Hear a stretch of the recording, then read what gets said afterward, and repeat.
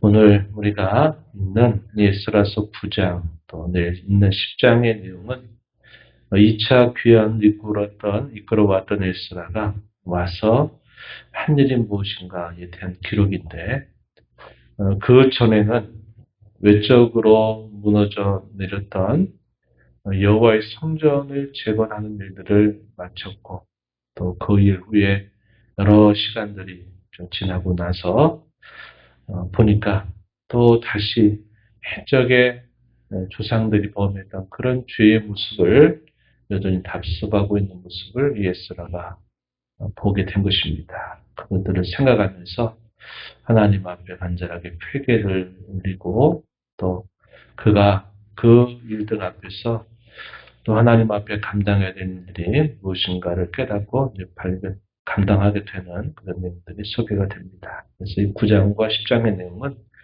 이스라엘 백성들의 그 신앙적인 재건을 위해서 에스라가 한 일, 이것을 우리가 확인할 수 있겠습니다. 오늘 우리가 읽은 대로 9장에서는 먼저 당시의 이스라엘 백성들 그리고 더 나아가서 백성의 지도자들이 더 으뜸이 돼서 그 지역에 살고 있는 사람들과 통혼을 하게 되면서 하나님 백성의 그 거룩함을 훼손하는 것에 대한 소식을 듣고서 에스라가 간절하게 하나님 앞에 회개의 기도를 올리는 내용이 소개됩니다. 내용을 한번 들어가서 보겠습니다. 1절 말씀에 보면 이 일 후에 이 말은 이제 2차 귀환을 마치고 난 때를 말합니다. 방백들이 에스라에게 나와서 이렇게 말합니다. 이스라엘 백성과 제사장들과 레위 사람들이 이 땅 백성들에게서 떠나지 아니하고 가나안 사람들, 헷 사람들, 도리스 사람, 여부 사람들, 암몬 사람, 모압 사람들과 애굽 사람들과 아모리 사람들의 가증한 일을 행한다. 이러한 말을 듣게 된 겁니다. 그 가증한 일은 어떤 내용이냐? 통혼을 하고 있다는 이야기입니다. 2절에 보면 그들의 딸을 맞이하여 아내와 며느리로 삼고 거룩한 자손이 그 지방 사람들과 서로 섞이게 하는데 방백들과 구간들이 이 죄에 더욱 으뜸이 되었다 하는 말을 듣게 된 것입니다. 이스라엘 자손들이 처음에 그 땅에 한 5만여 명이 왔을 때 그들이 가장 먼저 했던 그들의 사명 혹은 본분은 성전을 재건하는 일이었습니다. 그런데 대적자들의 반대로 말미암아 그것이 16년 세월 동안 중단이 되어버리고 하나님께서 선지자들을 다시 일으켜서 마침내 한 5년 정도 시간 동안 성전을 완공하게 합니다. 그렇게 해서 한 20여 년 세월이 지나고 나고 거의 한 60여 년 가까운 세월 동안을 지나게 되는데 그 60여 년 세월이 지나고 나서 2차 귀환이 이루어질 때 또다시 이스라엘 자손들이 옛적의 조상들이 행했던 그 죄를 또다시 반복하고 있는 그런 소식을 에스라가 듣게 된 것입니다. 그것은 하나님의 백성들과 하나님을 섬기지 않는 백성들 사이에 통혼이 일어나고 있다. 그런 소식이었습니다. 오늘날에 봤을 때는 이런 것들이 뭐가 그렇게 중요하냐 이런 생각이 들 수 있겠지만 당시에 이 고대 사회에서의 결혼이라고 하는 것은 화친에 있어서 강력한 동맹의 수단이 됩니다. 그래서 어떤 위협이라든지 두려움이나 어려움들을 극복할 수 있는 좋은 방식이 이렇게 함께 통혼을 하게 돼서 이러한 관계를 맺게 되는 것입니다. 그럼 동맹 관계도 이루어지게 되고 하는데 문제는 뭐냐면 그렇게 하게 되면 그 당시에 하나님만을 섬기기로 작정한 이스라엘 자손들과 또 그곳에서 오랜 세월 동안 다른 신들을 섬겨오던 그들의 신앙이 아무래도 충돌이 안 일어날 수가 없는 거죠. 그래서 그렇게 되는 경우에 결국 하나님 백성들이 정체성을 상실하게 되면 결국은 앞선 시대의 선조들이 잘못했던 그 모습을 그대로 또 따라가게 되는 일이 생겨나게 되는 것이죠. 신앙이 섞여버리게 되고 신앙이 섞인다라는 것은 결국 하나님을 섬기는 이 일에 부패가 들어오게 된다 하는 말이 되는 겁니다. 그래서 하나님께서는 예적부터 이스라엘 자손들이 약속의 땅에 들어갈 때 그들과 통혼을 해서는 안 된다. 그것은 뭐 그들의 문화와 그들의 종교와 관습을 결국 받아들이는 꼴이 되기 때문에 너희가 약속의 땅에 들어가거든 그 땅에 있는 사람들을 다 진멸하도록 해라.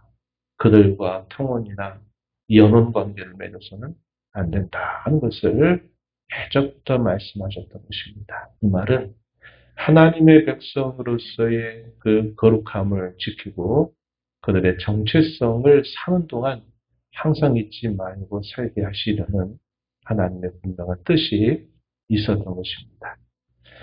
그러한 일들을 또다시 예스라가 들었을 때 더더군다나 그는 하나님의 율법을 연구하고 준행하고 그 율법을 이스라엘 같은 동족들에게 그 율법을 가르쳐서 하나님을 섬기는데 진정한 열심을 갖게 할 목적을 가지고 그런 뜻을 두고 예루살렘으로 찾아왔단 말이죠. 그런데 오자마자 들었던 소식이 반가운 소식이 아니라 참 안타까운 소식을 듣게 된 것입니다.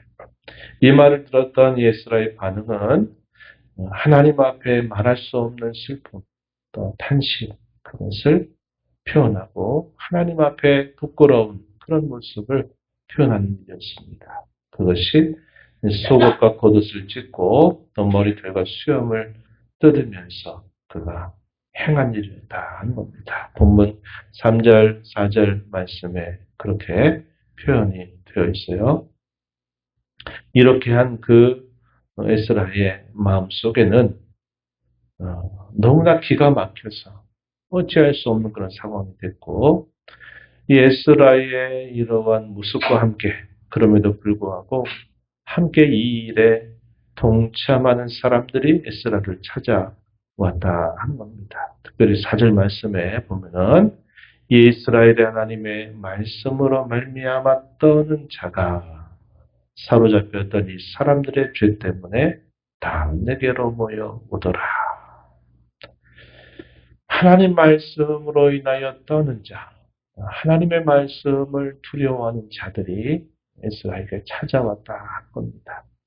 에스라가 가졌던 그 동일한 심정을 가지고 하나님 앞에서 그 죄악으로 인하여 어찌할까 하는 그런 사람들이 함께 모여 왔다. 이렇게 소개를 해줍니다. 그리고 나서 저녁 제사를 드리면서 에스라는 탄식과 회개의 기도를 하나님 앞에 올리는데 그가 기도한 그 내용은 단순히 그 무리들과 다른 자기 자신을 구별해서 나는 저들과 같지 않다 이렇게 말하는 그런 태도가 아니라 자신과 그 동족들을 동일시해서 마치 자기가 모든 그 백성들의 그런 편에서 하나님 앞에 죄를 범한 사실들을 고백하는 그런 태도를 취하는 겁니다. 이것이 신앙의 공동체라고 하는 이런 하나된 의식, 하나님 백성이라고 하는 그런 동료 의식을 가지고서 하나님 앞에 그들을 끌어안고 기도하는 모습을 잘 보여주고 있는 것이죠. 우리가 이런 것들을 통해서 늘 하나님 앞에 기도할 때 우리의 기도가 항상 내 문제, 내 상황, 내 형편만 아뢰고 그것만 괜찮으면 된다는 것이 아니라 우리는 우리가 함께 속해 있는 교회의 모습을 품고서 그것을 나와 동일하게 여기면서 하나님 앞에 간절하게 기도하는 자세, 또 성도들의 여러 모습들을 돌아보면서 내가 그들과 다르다 하는 그런 식의 태도가 아니라 우리와 마치 동일한 그런 심정을 품고서 기도하는 자세를 가져야 되겠고 더 나아가서는 이 나라 이 민족의 여러 모습들을 보면서 나라를 품고 기도하는 우리의 모습 역시 이러한 태도를 가지고 하나님 앞에 기도할 수 있어야 된다 하는 겁니다. 그래서 우리의 기도의 폭이 항상 우리라고 하는 작은 그 공동체에 한정되지 말고 하나님 앞에서 전체를 품을 수 있는 그런 태도를 가지고 기도할 수 있는 저와 여러분이 되어야겠다 한 것입니다. 에스라가 하나님 앞에 말할 수 없는 부끄러움과 수치심을 가지고 하나님 앞에 회개의 기도를 올리는 내용이 본문 6절부터 마지막까지 길게 소개가 되고 있습니다. 먼저 그가 고백하는 내용은 어떤 내용인가 하니까 탄식하면서 하나님 앞에 죄를 고백하는 모습입니다. 6절 말씀을 가서 보시면은 이렇게 말해요. 나의 하나님이여, 내가 부끄럽고 낯이 뜨거워서 감히 나의 하나님을 향하여 얼굴을 들지 못하오니 이는 우리 죄악이 많아 정수리에 넘치고 우리 허물이 커서 하늘에 미치니이다. 먼저 하나님 앞에 여는 그의 첫 회개의 모습은 부끄럽고 낯이 뜨겁다 하는 겁니다. 그리고 그것이 자신이 하나님 앞에 행한 일과 다름이 없다. 이런 태도를 갖는 겁니다. 죄악이 정수리, 머리끝까지 넘치고 허물이 커서 하늘에 맺힌다. 이렇게 표현합니다. 이러한 고백을 드릴 수 있다라는 것은요, 그가 하나님 앞에서 참으로 하나님을 두려워할 줄 알고 가까이 하고 있다고 하는 증거가 될 겁니다.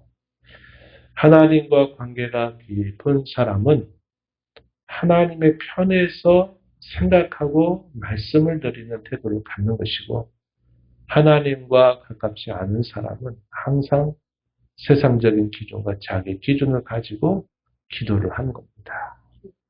하나님 앞에 가까이 가서 하나님의 편에서 자기 백성들을 이렇게 돌아보니까 그 죄악이 하나님 앞에 마치 머리끝까지 넘치는 것처럼, 또 그 허물이 하늘에 미치는 것처럼 너무나 크다.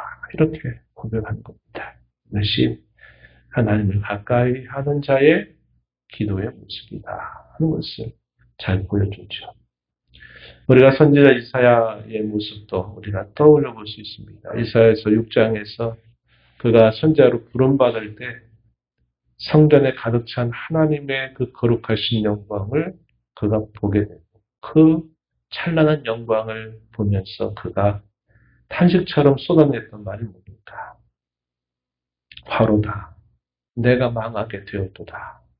나는 입술이 부정한 사람이고 입술이 부정한 백성 중에 거하면서 만군의 여호와를 배웠으므로다. 나는 죽게 되었다. 나는 죽게 되었다. 이렇게 고백하죠. 그의 이러한 고백은 하나님의 거룩하신 영광을 그가 봤을 때 자신의 죄가 얼마나 하나님 앞에 부끄럽고 크고 자신의 연약함과 부족함이 얼마나 큰 것인가 하는 것을 그가 보게 된 것입니다. 그것은 결코 과장이 아닌 것이죠.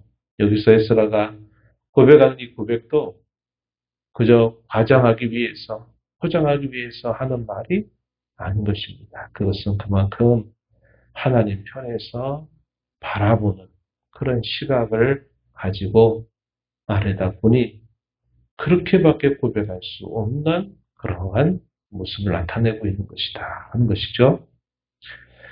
계속 이어지는 말씀에 보면은 범죄로 인해서 그들이 당하였던 징계를 하나님 앞에 고백하는 내용이 소개됩니다. 조상들의 때부터 오늘까지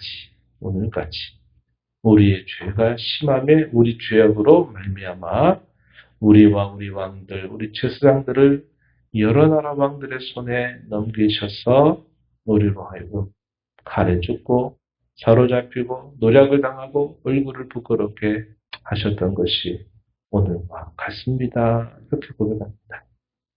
범죄로 인해서 하나님이 우리를 징계하여 우리를 낮추셨다고 하는 사실을 고백하는 것이죠. 네, 여기서 주목하게 된 표현이 뭘까요? 오늘까지라고 하는 말입니다. 오늘까지. 이것이 말할 수 없는 탄식거리가 된다는 것을 보여줍니다. 하나님께서 그럼에도 불구하고 긍휼과 은혜를 베푸셨다는 사실을 고백합니다.